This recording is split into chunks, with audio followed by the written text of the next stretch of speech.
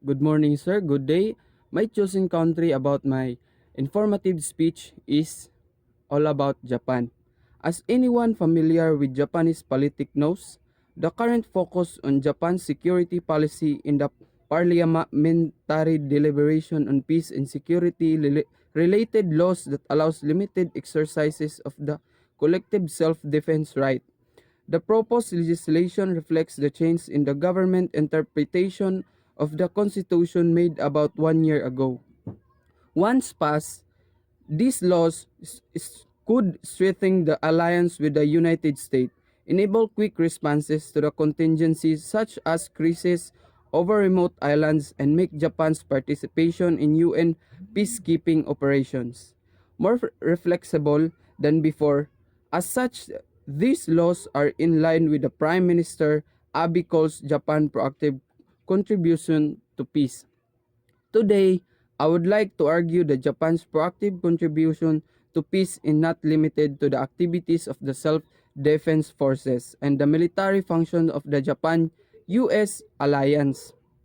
I would like to stress that development cooperation has also played and continues to play an important role in contributing to peace proactivity. Obviously, development cooperation does not directly contribute to the defense of Japan or to the strengthening of the alliance, but it could improve the condition of international security by helping fragile and conflict-affected countries in their socio-economic development as well as their peace-building efforts. To illustrate what I mean, I would like to share 5 examples from GICAS or GCAS activities. First, Afghanistan. Japan has been committed to Afghanistan's development since 2001 and has provided 5.8 billion US dollars in total as of April 2015.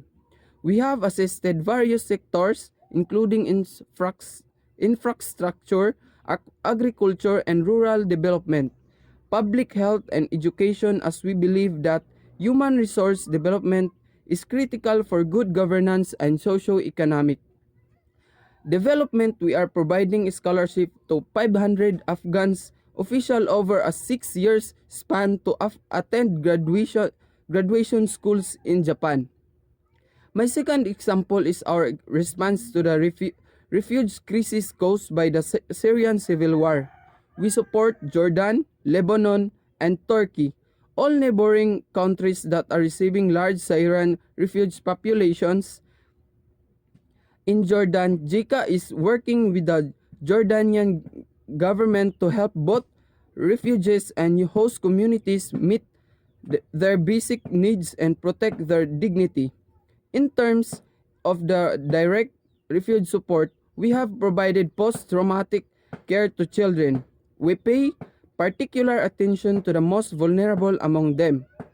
Notably, children with disabilities. We are also providing medical equipment and school supplies to host communities.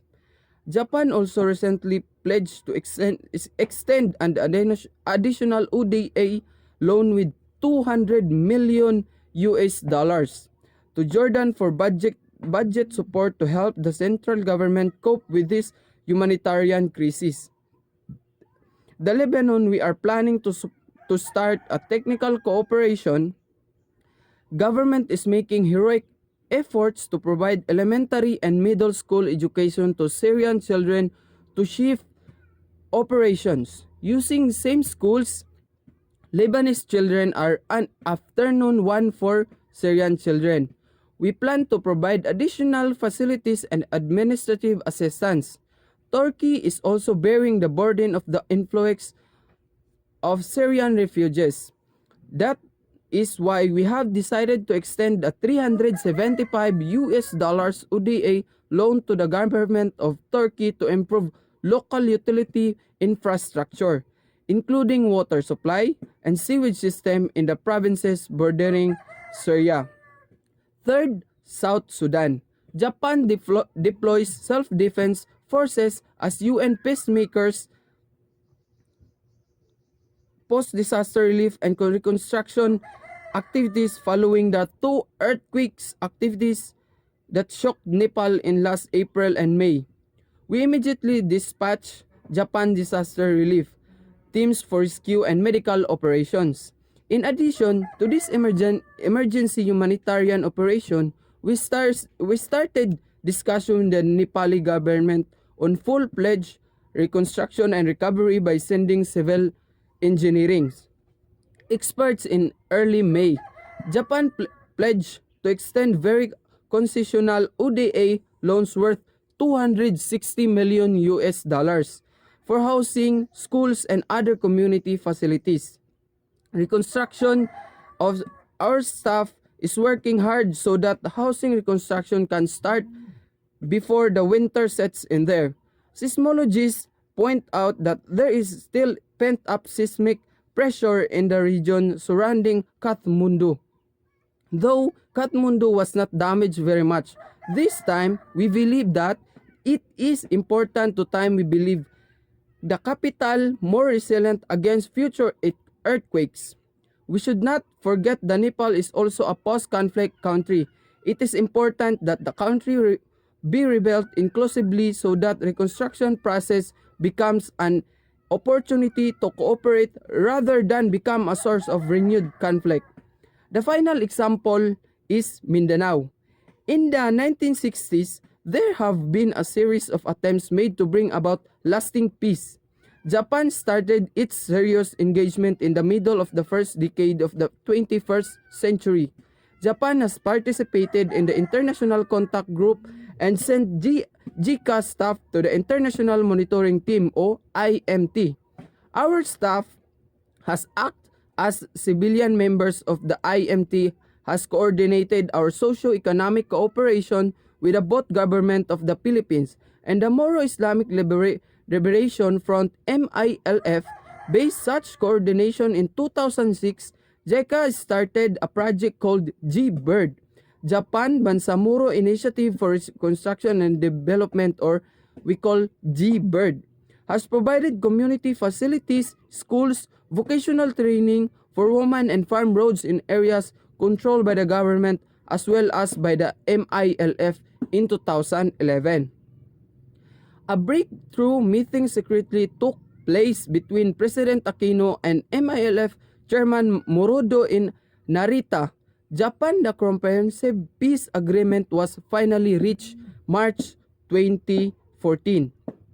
Now, the basic law to cement peace is under deliberation in the Parliament. There are many tasks that need to be implemented for lasting peace. But Japan's diplomatic efforts and JICA's development cooperation have contributed to creating an environment that promotes peace in Mindanao.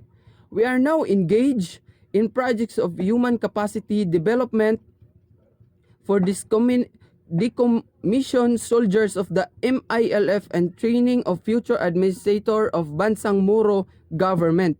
We are planning more extensive and long-term development projects as well as quick impact projects to let people realize peace has finally come.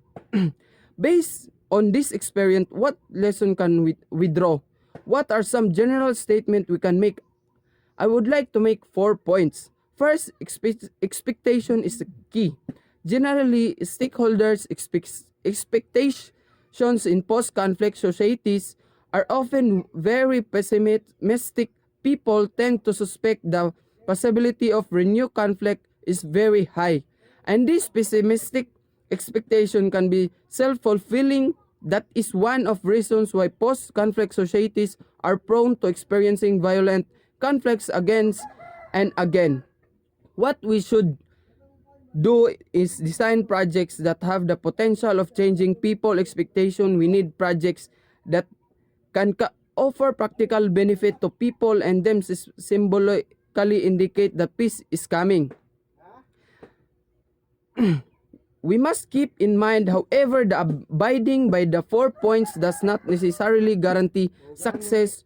We may encounter challenges that cannot be solved only by development efforts. And that's all. Thank you. Thank you.